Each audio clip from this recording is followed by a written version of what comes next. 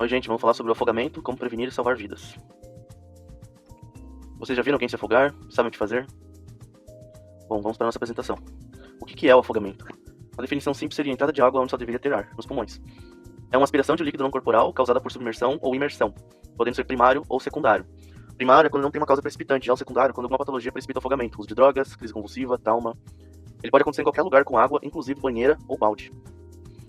É importante saber identificar correntes de retorno no mar, que são essas áreas mais escuras na imagem, com as setas vermelhas, que é quando a onda chega na maré, ele tem que voltar. Esse fluxo de retorno da água no fundo do mar, geralmente ocorre em alguns canais. E esses canais são as correntes de retorno, que é onde tem maior repuxo de água pro fundo, maior chance de afogamento, onde tem criação de buracos. Geralmente na praia é sinalizado entre duas bandeiras vermelhas. Aqui conseguimos ver bem. Vemos que é um lugar mais escuro, onde não quebra bem a onda. Bom, em relação ao afogamento, 10 pessoas se afogam e uma morre a cada minuto no mundo. Ela é a segunda causa de morte em crianças de 1 a 9 anos, é a terceira de 10 a 19 anos e a quarta de 20 a 24 anos. De 2 a 3 ml por quilo aspirado já faz uma baixa na oxigenação do sangue 50%. Para isso nós temos a Operação Veraneio, tem aqui no Paraná, tem no Rio de Janeiro, tem em Santa Catarina, e temos as padronizações das bandeiras, que não é totalmente padronizado no Brasil inteiro, mas segue essa base. Que a bandeira verde é quando o mar está em boas condições de banho, a amarela entre com atenção, a vermelha, o mar perigoso, a preta quando a área não está protegida por guarda-vidas, e temos também bandeira de praia interditada e de caravelas e águas-vivas. Seria uma roxinha. Bom, em relação ao afogamento, vamos dar uma olhada na fisiopatologia da aspiração de água.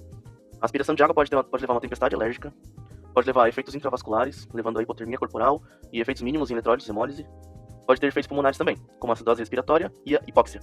A hipóxia pode levar a acidose lática, pode ter efeitos no sistema nervoso central, levando a uma encefalopatia anóxica, coma e lesão cerebral. E o principal aqui, pode ter uma alteração no débito cardíaco, levando a arritmias e a parada cardíaca. Quem está se afogando? É aquela pessoa que nada sem se deslocar, a onda encobre o rosto, o cabelo cai na face, ela nada contra a corrente, a boca fica na altura da água. O afogamento, ele é silencioso, geralmente. Nada de gritos como em filmes. O que não fazer quando ver um afogamento? Entrar na água sem saber nadar, que vai virar outra vítima. Gritar sem pedir ajuda, tem que chamar o 193. Pular em cima da vítima. E se você for a vítima, mantenha calma, que a maioria morre por cansaço na luta contra a correnteza. Flutue e acene por socorro. Vá a favor da correnteza ou para o lado, principalmente paralelo à areia. O importante é saber boiar.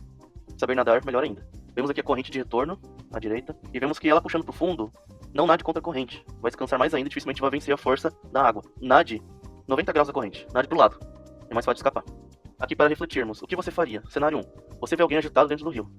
Cenário 2. Alguém caiu na piscina e não está se mexendo. Acione socorro, jogue boia ou objeto flutuante e nunca pule na água sem saber o que fazer. Primeiro tem que planejar o que vai fazer, senão vai virar outra vítima. Em relação às fases do afogamento, temos aqui uma versão simplificada. Primeiro, a pessoa entra em pânico, em luta, tem entrada de água nas vias aéreas, dificuldade de respirar, perda de consciência e parada cardíaca. Quanto mais rápido ajudar, melhor a chance de salvar.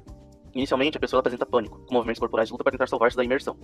A seguir, ela apresenta a seguinte sequência. Uma luta ineficaz, que tem a primeira imersão, a água penetra nas vias aéreas, pode ter espasmo da glote, levando a um afogamento seco, ou entrada de água nos pulmões de fato, que é a maioria dos casos, levando a hipóxia, acidose lática, perda de consciência, entrada de mais água ainda nos pulmões, e isso pode também estar aliado com uma hipotermia, que pode levar ao afogamento. Acidentes provocados pela água. Pode ter a imersão em água, levando a hidrocução, que é a síndrome de imersão, que é quando tem uma diferença de 5 graus entre a água e o corpo, pode ocorrer uma morte súbita. A imersão em água também pode levar a hipotermia, e levando a morte por hipotermia, também ao afogamento propriamente dito, que tem essas fases que recém falamos. Essa aqui é a cadeia de sobrevivência do afogamento. Tem a prevenção, o reconhecimento do afogado, fornecimento de flutuação, remoção da água e suporte de vida. Aqui alguns detalhes como nós fazemos o salvamento. Salvamento com corpo a corpo, salvamento com boia, salvamento com cooler e salvamento com life belt. É sempre importante manter as vias aéreas abertas para a pessoa respirar. E assim como retiramos uma vítima inconsciente ou cansada do mar, para evitar vômito e regurgitação. Primeira coisa, a pessoa conseguiu ser resgatada do afogamento, você resgatou, ou alguma coisa aconteceu, enfim, ela saiu da água. Coloque a vítima paralela à água. Cheque a resposta da vítima, classifique o grau de afogamento. E a conduta é de acordo com o grau de afogamento que vamos falar já já. Não havendo resposta, sempre acione os bombeiros. Então, para abrir as vias aéreas, coloque 2 dedos, mão direita no queixo e a mão esquerda na testa e estenda o pescoço.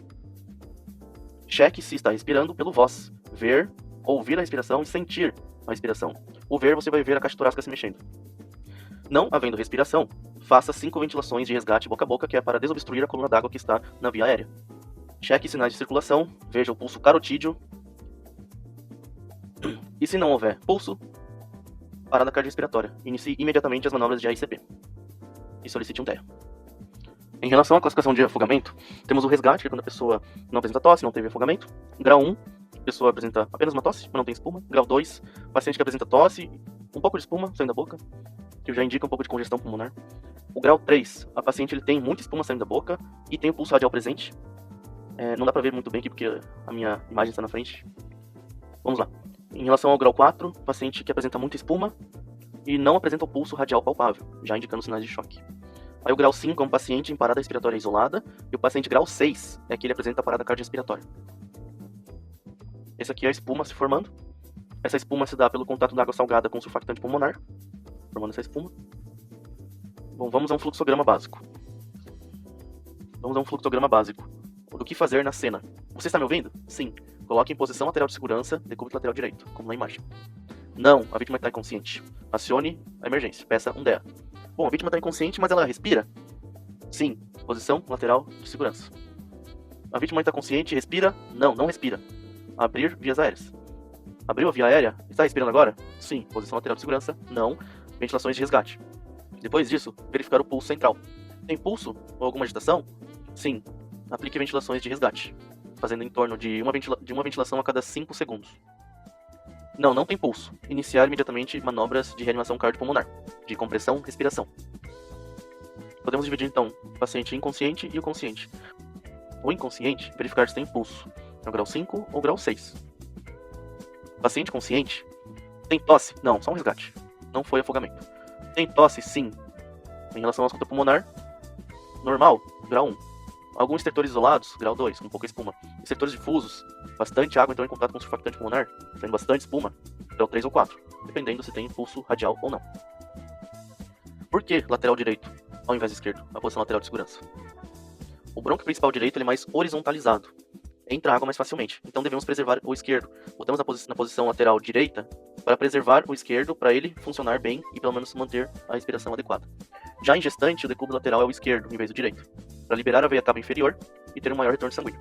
Essa aqui é a classificação de afogados, de acordo com o BLS. É a mesma coisa do que acabamos de falar, de uma maneira mais resumida. Em relação à conduta. Quando é só um resgate, pode liberar para casa, sem atendimento médico. Quando é um grau 1, que é sem espuma, faz o RAT, repouso, aquecimento e tranquilização. Não é usual precisar de oxigênio. Grau 2, que tem um pouco de espuma, oxigênio 5 litros por minuto, via cânula nasal, RAT, repouso, aquecimento e tranquilização, posição lateral de segurança sobre o lado direito e observação hospitalar por no mínimo 6 horas. No hospital vai ter a observação, gasometria arterial e radiografia de tórax. Grau 3, que já tem bastante espuma, mas tem pulso radial, o oxigênio já vai para 15 litros por minuto, posição lateral de segurança, acionar ambulância e vai ficar internado no mínimo 2 dias no hospital. Pode ser necessário intubação, ventilação mecânica, sedação e outras coisas. Já o grau 4, a conduta é parecida com o grau 3. Aqui temos um sinal de choque, não tem pulso radial palpável, então aqui tem que ter maior vigilância. Já no grau 5, que é a parada respiratória isolada, mortalidade consideravelmente bem alta. Iniciar a ventilação artificial de emergência, manter a ventilação artificial ali em torno de 20 minutos com 15 litros de oxigênio por minuto. Após o retorno da ventilação, trate como grau 4. E agora, o grau 6, vamos realizar as manobras de ressuscitação, fazendo 2 ventilações para cada 30 compressões. Assim que tiver um desfibrilador, pode usar. E é sempre bom lembrar o ritmo das compressões, e usualmente usamos Baby Shark ou Staying Alive. Aqui temos um fluxograma hospitalar do manejo da ICP, mas a título de curiosidade. Aqui mais um resuminho em relação à ICP. Com 2 socorristas pode-se fazer 15 compressões para 2 ventilações. Aqui, mais um resumo das condutas, do que fazer em cada grau de afogamento. Mais uma vez, botando bastante referência para deixar o material bem completo. Enfim, prevenção é a melhor solução. Nunca nadar sozinho, piscina com cerca, boias e coletes de preferência, não correr na borda da piscina, não brincar de empurrar na água e aprender a flutuar e boiar em meio líquido, que é para onde vamos agora. Para boiar, mantenha calma, coluna vertebral sempre bem alinhada, a cervical, a lombar, a torácica não pode ficar. Olha lá para cima quando estiver deitado na água, não fique olhando para os pés. Puxe o ar pela boca e solte pelo nariz, não puxe o ar pelo nariz. Pode também puxar o ar pela boca e soltar pela boca. No começo é meio complicado isso, mas se treinar um pouco em casa mesmo, já vai ver que não é tão difícil. Mantenha os pulmões sempre cheios de ar. Pode fazer movimentos de palmateio, que falamos, com os braços, esses giros.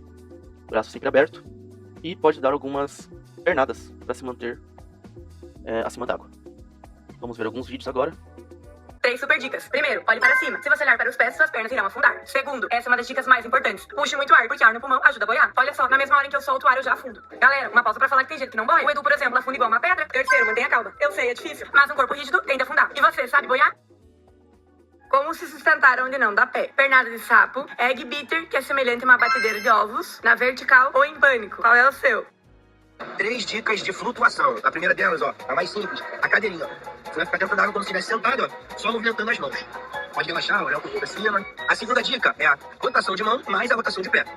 Ó, aqui você fica a vida toda, ó. Roda, vou pra trás, vou pro outro lado. Fica com essa na meia hora. Pode variar também, ó, fazer junto, ó. Se quiser, tranquilão.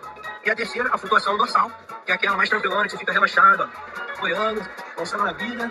E é isso. Se tiver dificuldade, se a perna estiver afundando, joga a mão lá pra cima, lá atrás. Tá bom? Compartilha essa dica e já me segue para vídeo de natação todos os dias. Bom, em resumo, prevenção em primeiro lugar, identificar afogamento, resgate ou ajuda, oferecer objetos de flutuação, mais cedo for salvar, melhor o prognóstico do paciente. Resgate, grau 1, podemos fazer o RAT, repouso, aquecimento da vítima e tranquilização. Grau 2, oxigênio 5 ml por minuto. Grau 3 e 4, oxigênio 15 ml por minuto e muita atenção. Grau 5, ventilação com oxigênio. Lembra, os ciclos de uma ventilação cada 5, 6 segundos. Grau 6, compressões e ventilação com oxigênio. E saber que quem salva com segurança salva mais de uma vida, a própria e a da vítima. Essa aqui é a nossa grande referência, que é um médico, tenente-coronel, bombeiro militar e fundador da Sobraso, Davi Spillman.